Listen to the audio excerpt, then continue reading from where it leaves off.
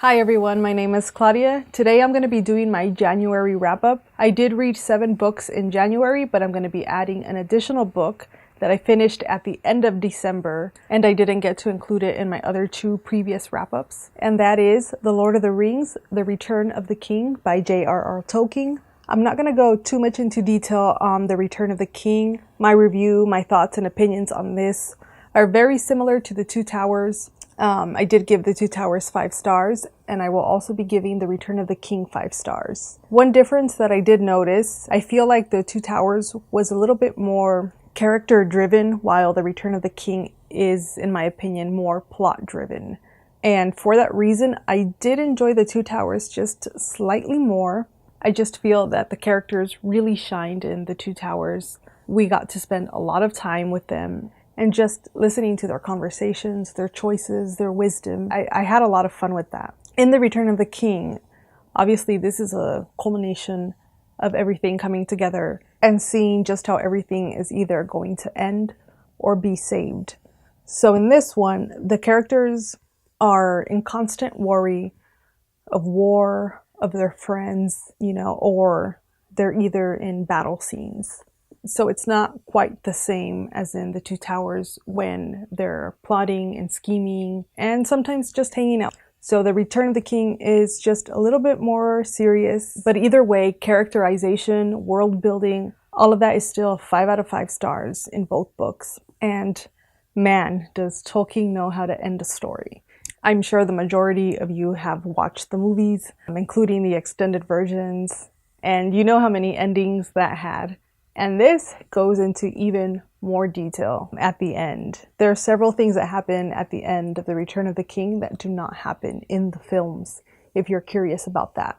I can see why the films cut it out, because honestly, there was one point that I could probably think about that happens at the end that I feel like I didn't need. I could have gone without having that tied up. I'm not going to mention exactly what that scene was, because for me, it was a surprise to see that, and I'm glad that I didn't know about it.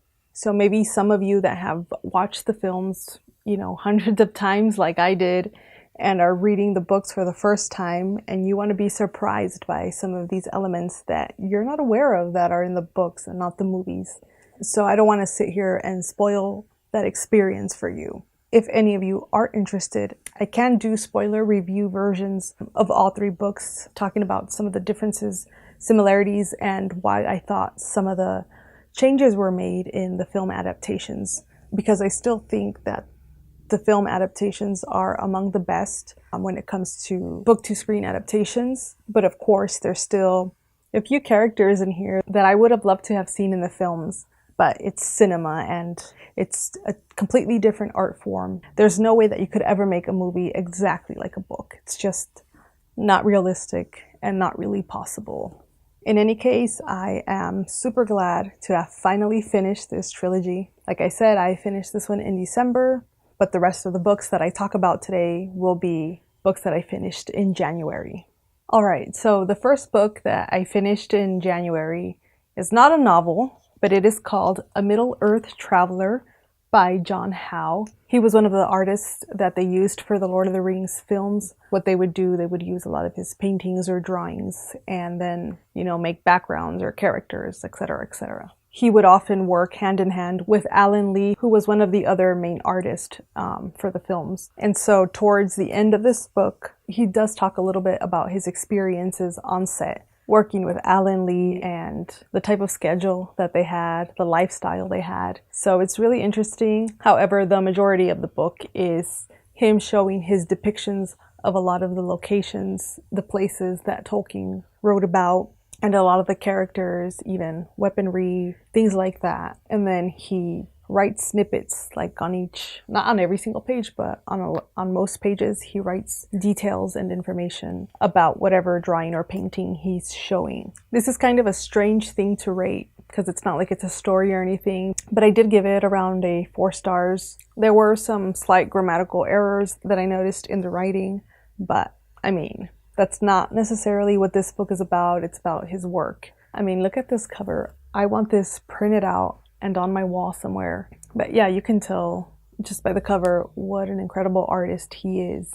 One thing I will say is that I don't necessarily recommend this to anyone who has not read The Lord of the Rings, because I feel like, at least I read this right after finishing The Return of the King, and it was almost like a really nice summary of some of the main concepts in the trilogy, but also in The Hobbit and the Silmarillion. There's also a lot of depictions on those two books. So I think in a way this acts as a wonderful summary if you have read The Lord of the Rings, but also The Hobbit and the Silmarillion. Just because he'll bring up, for example, Ungoliant, who I mentioned in my February book haul, who Shelob was descended from. If you haven't read the books, you might not know who Shelob is. I mean, you might know her from the movies, but you probably wouldn't know who Ungoliant is because she's mentioned in the Silmarillion. So just things like that this kind of expands on and reminds you, because let's face it, Tolkien throws a lot of information at you when you're reading his books. So yeah, like once you've read all his books, this is a really little nice thing to come back to and remind yourself of what it's like to be in this world, in Middle Earth. Overall, I really enjoyed my experience reading this and looking at the artwork. Just absolutely beautiful. If you're a Tolkien fan and are familiar with his work, definitely recommend this. Next up, I'm going to be talking about a book that I was looking forward to reading. However, I was worried that I wasn't going to like it. I wanted to, but I kind of knew I wasn't. And that is Peter Pan by J.R.R. Barrie. So one thing I quickly want to touch upon is, even though I was not a huge fan of reading Peter Pan, just my experience reading it, I will say that I think it was 100% a matter of taste. After reading it, I did go on YouTube, watched a lot of reviews. All the reviews on YouTube that I found were absolutely positive, and I understand that it is such a beloved story. And I get that. I see why it is.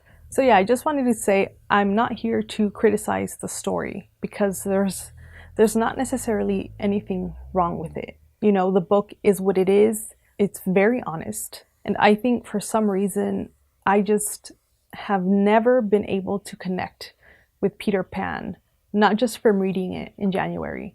As a child, watching Peter Pan, did not like it. In high school, Finding Neverland came out. It was directed by Mark Foster, and then it starred Johnny Depp and Kate Winslet. If any of you remember that film, I think it was from 2004. I bought the film and I watched it more than one time, but it's like I wanted to like it, but I couldn't. The movie Finding Neverland is about J.R.R. Barrie and him having a relationship with a family and how he wrote Peter Pan for them, and then they would kind of act out the play for him and all these things. And yeah, so I guess what I'm trying to say is that I'm here, I just turned 30, and I cannot like Peter Pan. Like I said, I tried it as a child in one version. I tried it as a teenager in one version. I did more recently watch Hook, which I liked, but again, it's not something that I'm like, oh my god, I freaking love it. So yeah, I don't know what to say.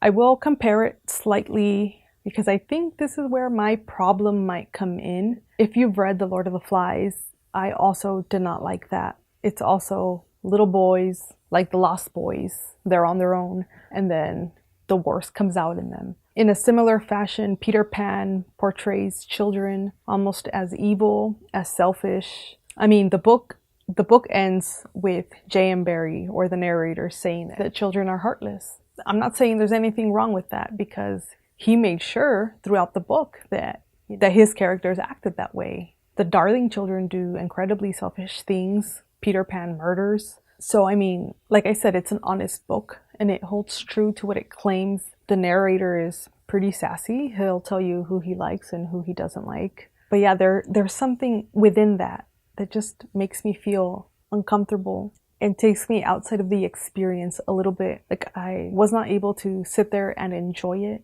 It did at times feel like a chore to read, perhaps because I'm not super familiar with the story. There was moments, especially in the beginning, where I wasn't sure who was talking. J.R.R. Barrie will have like several lines of dialogue, and he doesn't really say who's saying what, but maybe that should be obvious and I just didn't get it. I will say, however, there was someone that I watched that had such a fascinating video on this. A lot of you may watch her already. Her name is Jen Campbell. She also has a booktube channel. She's an incredibly intelligent lady. She has a video that's about 30 minutes long, and it goes into such detail on Peter Pan. Her video just intrigued me way more on not Peter Pan the book, but the history behind it. She mentions how J.M. Barrie lost a lot of his siblings, so it makes sense why in the book he treats death so casually, and you can see it kind of in Peter Pan's behavior. She also mentions how Peter Pan, Wendy, and Tinkerbell are the same person, but it's like one person wanting to do different things, so the person was split into three. She touches upon also Hook and Wendy's father, Mr. Darling. Hook and Mr. Darling are the same person, as you know, Peter Pan is struggling with Hook and trying to fight him. Wendy is also fighting her own father because he wants her to grow up and she's not ready. So yeah, she has like so many interesting theories, and I think a lot of them are true if you like dig deep and study the book itself. I'm not going to go into all the details that she covers, but if you've read Peter Pan or are interested in finding out more information on it, I will link her video down below. With all those things in mind, I think I gave Peter Pan a 3 stars out of 5 just based on my own enjoyment. I couldn't connect to it. It felt like a chore at times, and not only did I not enjoy it, it often made me feel uncomfortable for what I felt was for no reason. It's just not my cup of tea. I respect J.M. Barrie as an author. I think he created a story that has stood the test of time with good reason. There is no other story out there like it that I have ever read. So I would definitely still recommend this just because I didn't enjoy it. I still think that most people would enjoy it. Alright, so next up, quite surprisingly, I read a contemporary that I enjoyed. Not that all contemporaries are bad or anything, I just don't often read them. But I did finally read The Fault in Our Stars by John Green. This book wasn't quite what I expected it to be. Needless to say, I've never seen the movie. So I went into this pretty blind. I had never heard a summary or anything like that. I just knew that, there was a girl in here that had cancer. And that's as far as I knew. I'm honestly glad that I didn't know more than that, because there's an element about halfway that kind of took me by surprise in a pleasant way. I would rate this one at about a 4 stars out of 5. The main reason that I'm docking off a star is because even though the characters are really likable and I loved spending time with them, sometimes the dialogue that they say is just a little bit too smart. When you think about a normal day-to-day conversation, the main character is a teenager, and the things that she's saying, just off the top of her head, the way she responds to people, she talks as if she's writing. That's the best way that I can describe it. I know I'm not the first person to say this, but people don't really talk the way that they write. When you're writing, you have a lot more freedom to think really hard before you put something down. So you can make it incredibly intelligent, you can make it flowery, metaphorical, poetic, whatever you want. But when you're speaking a normal day-to-day conversation with somebody, it's not the way that our minds work. I don't know if I'm making sense here, but it isn't just the main character that speaks that way. It's also her love interest, and they're very similar in the way that their minds work. Which you would think, okay, well, that makes sense that they're interested in each other. It's just a little hard to buy that 2 teenagers naturally and at the flip of a hat come up with these conversations. I think maybe it would have been a little bit more powerful if, let's say, they wrote each other letters or something like that. Then you could see how profound their thoughts were. But it's hard to decipher people's profound and poetic thoughts from having a conversation with them. Anyway, aside from that, I didn't find this book predictable. I was kind of guessing throughout, like, who was gonna die and when, just because I heard that this was a tearjerker, and obviously we have a serious matter on our hands. It's about a girl with cancer. However, I was highly impressed with the sense of humor that the characters maintained in such a difficult situation. The reality of what could go, through someone's head when they're in this type of situation, and being annoyed by people when they're not necessarily overly positive, but just saying things that they think comforts you, but doesn't really. I think it did a wonderful job at that. And then there's also this whole thing with Make-A-Wish Foundation. And the characters don't get everything that they want. This book doesn't give you everything that you want. So in that way, it is also realistic. It's real life in that just because you have a terminal disease, you don't get to live out everything that you ever wanted to do. You know, your life doesn't end with a myriad of miracles. All the things that you wanted to do before you go, you don't get to do them. And even though it was heartbreaking, it was raw and it was true. And I love that about this book. And surprisingly, the romance did not bother me at all in this book. I mean, I know that's kind of one of the main elements of this book, but it didn't bother me. I thought it was done pretty well. I don't necessarily think that this is a book for everybody, but I understand why it was hyped in its time. Had I read it then, I probably would have read it expecting too much of it and then be disappointed. But because I'm reading it now, you know, it's time has kind of passed and calmed down. People don't talk about it that much. I don't know. I got to read it without too many expectations and I enjoyed it a lot. Is it perfect? No. But I do think it's sweet. There's a lot of wisdom to learn from it. And just, you know, I think it's good to see the perspective of somebody who is in this type of situation. That maybe somebody that hasn't experienced something like this would benefit from learning about this perspective.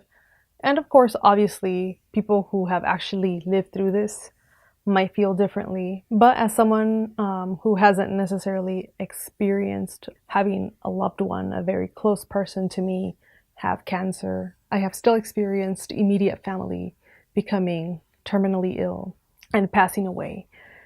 And I appreciated the often lighthearted humor and the people in the book still trying to make the best out of their situation and going about their day-to-day lives and experiencing as much as they can. Because even if you're not sick, time is short, so let's make the best out of everything. And I feel like that was the message at the core of this book, which, like I said, I appreciate.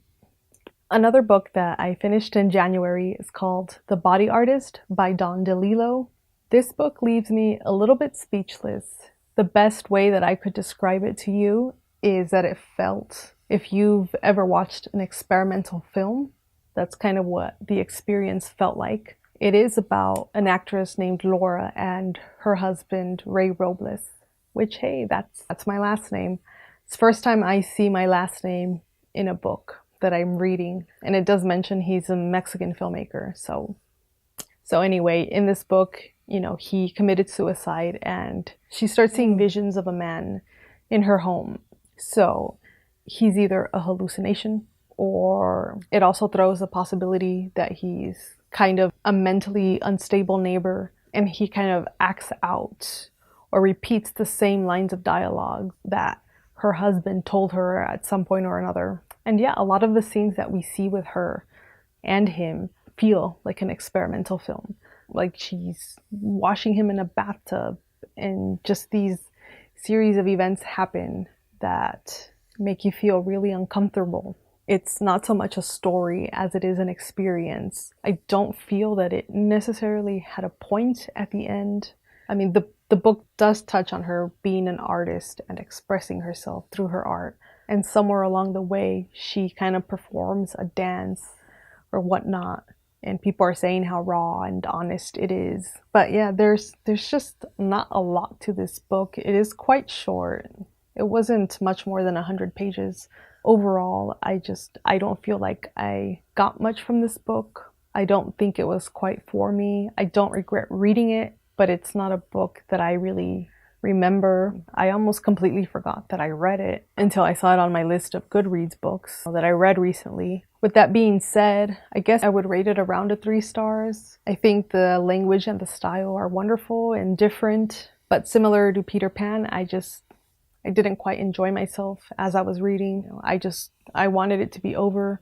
This was the first thing that I read by Don DeLillo, so I'd be interested in seeing if his other work is different or similar to The Body Artist. It is highly acclaimed and I'm not here trying to bash it. If you're interested, if it sounds interesting to you, check it out. It is short. Like Peter Pan is pretty short too, but for me, even though they were short, I felt like they were dragging on and I couldn't wait to finish.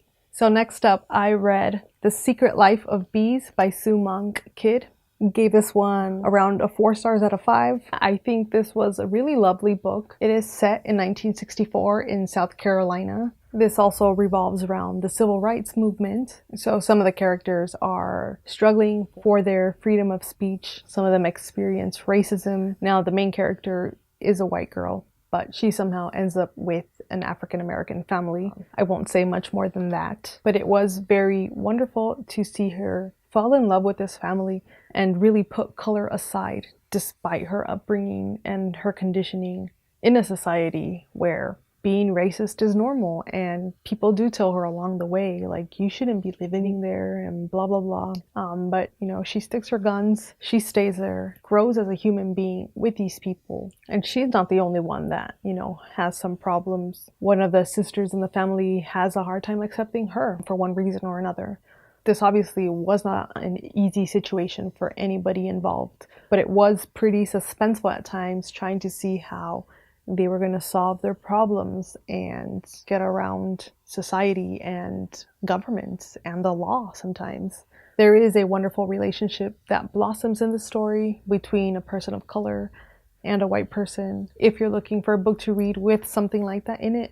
But the reason I'm docking off a star for this book is because it did get a little overly sentimental at times, a little too sappy. One of the characters in here just reminded me of Oprah Winfrey, which it would be wonderful to know somebody like that in real life, but also the way that she spoke, again, like in The Fault in Our Stars. In some of the dialogue, people spoke the way that you would write, leaning a little bit too inspirational for, you know, everyday one-to-one conversation. I'm not saying those people don't exist, but I feel like they're far and few in between, and also some of the stuff that happened, not just dialogue, was a little on the preachy side. But the book does have good messages, and good for it for doing what it did. I think this would be an awesome required reading for teenagers specifically. Although it is historical fiction, the main character is a teenager. Overall, however, I am super glad to have read it. I loved the environment that the author set up. I loved reading about South Carolina. I felt like I was immersed in the setting and in these scenes that, you know, some of them are pretty powerful when they're not leaning too preachy. But for the most part, this is a great book. So if you're interested in reading a historical fiction book with good messages, definitely check it out. So next up, I also read Stardust by Neil Gaiman. This one was quite a fun ride. It's not like going into my favorite books or anything like that, but I did enjoy myself a lot reading it. If I remember watching the movie maybe like 2 or 3 years ago, I didn't really enjoy it. I think I liked the book a little bit more. This was the second Neil Gaiman book that I've read. I read Norse mythology, and now having read Stardust, I'm getting that his writing is pretty straight to the point. A lot of it wasn't so much about the characters. I feel like the characters are there to drive the plot along. Who they are, I feel like you don't get to know the characters that well, even after spending a lot of time with them. Like Tristan he's a pretty simple person. He loves a girl. She wants him to do something. So that's what he goes to do. He runs into the star, the fallen star, and I don't know, like I can't describe these characters that well because he just doesn't go into detail other than they're good, they're bad, they're mad, they're happy. It's not quite as simple as that, but he also doesn't go into a lot more depth than that. And then the story ends, and Gaiman kind of just tells you what happens, you know, after years and years and years, who's in power and how they handle their life. So, you know, this did feel like quite the classical fairy tale, the kind of fairy tale that you would read to a child, perhaps. I mean, it is pretty dark in some places, so it depends on the parent, depends on the child, but maybe a good fairy tale for most preteens. Let's say preteens, middle grade age. As an adult, I still enjoyed it a lot. I thought it was a lot of fun. I'd probably never reread it. I am curious to watch the film now that I read the book. Maybe it'll grow on me a little bit. I just remember the movie being a little bit like, this happens and this happens now. And here I am. I'm the protagonist. Blah, ha, ha, ha, ha. I don't know. I'll give it one more chance probably and get back to you if it ever comes up again.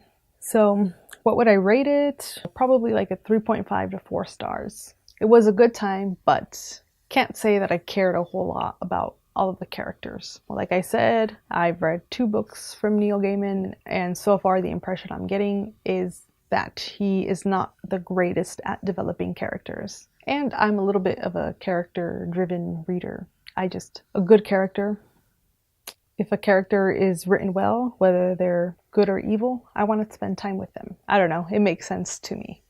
Alright, so lastly, I finally got to the second installment in the Wrinkle in Time series by Madeleine L'Engle, A Wind in the Door. It's now been a few months since I read A Wrinkle in Time, and I will say that I feel like A Wind in the Door was everything that I wanted A Wrinkle in Time to be. I had a lot of fun with this one, following Meg, the protagonist, and her younger brother, Charles Wallace, who is kind of like a boy genius. And all her siblings are pretty smart, but Charles Wallace is the most proficient in, just about everything. And what I loved about this book, and also what I loved about A Wrinkle in Time, is that it does a wonderful job at showing you the possibilities of not just humans, what the universe is capable of without the laws of physics that humans are restricted by. So in both books, they come across a lot of these situations. Like now we're in this world, in this universe, and they're like, stop thinking about where you are, because on this planet, it doesn't matter. Everyone, for example, is blind on this planet. And as long as you think something, or think of a person, that person will be close to you. So where pretty much is irrelevant. You can be everywhere. You can be with somebody as long as you think about it. I don't know. It's a little confusing. But anyway, I felt like A Wind in the Door tied in religion and spirituality a little bit better than A Wrinkle in Time did. I felt like A Wrinkle in Time kind of just threw these things at you randomly. Like Madeleine L'Engle was just trying to remind the reader, hey, there's God, and this is a Christian book. This one, I felt like the religious or the spiritual aspect had a purpose to what the characters were doing and what they were going through and the problems that they were trying to solve. I don't know why. I also enjoyed the third-party characters in this one a lot more. I loved learning about mitochondria and farandole that Charles Wallace keeps talking about. That's one thing that I will say in the beginning. I feel like the children are treated a little bit unrealistically by a teacher and a principal. Charles Wallace keeps talking about, like I said, mitochondria and farandole. And in the book, his teacher has never heard of mitochondria, and then neither has his principal. Like, that seems very weird to me. Like, I get that it's weird for a small child of like 5-6 years old to know what mitochondria is. But people who are in the education field, you would think, even just to get a bachelor's degree, you should have taken at least one biology class, whether in high school or in college. So for them to have absolutely no clue, to have never even heard the word mitochondria, that's weird to me. And then also their behavior towards like a small child. That part didn't seem realistic. So I think that's the only part that would make me dock off points and give this book around like a 4.5, which is way better because I think I gave A Wrinkle in Time like a 3.75 stars. Like I mentioned, I do think this one is significantly better. Not only that, perhaps it was more my cup of tea. I thought this one ended a lot better as well. I know I had that problem with A Wrinkle in Time and that I had an extremely anticlimactic ending. This one did not. And just the overall feel of it, I wanted to keep reading. I read it like in a day or two. I mean, not that any of them are that long, but it did take me quite a while to get through A Wrinkle in Time, and it shouldn't have. I don't know, just mostly everything in this book pretty much appealed to me. I just enjoyed the obstacles they were faced with in this one way more. I enjoyed the characters' teamwork, and as I was mentioning before, the possibilities of what can happen in other worlds and universes that are ruled by different laws of physics. We can only thank L'Engle for creating these worlds, and I really wish that I had finished the series as a younger person. I think this would have sparked a lot more interest in science. And yeah, this book makes me, want to finish the series, whereas A Wrinkle in Time kind of made me stop reading for a while. And I wasn't sure if I wanted to continue, but I'm very glad that I did. All right, so that's going to be it. Those are all the books that I read in January, with the one book that I read at the very end of December. As always, thank you so much for watching, and I hope to see you in my next video. Bye.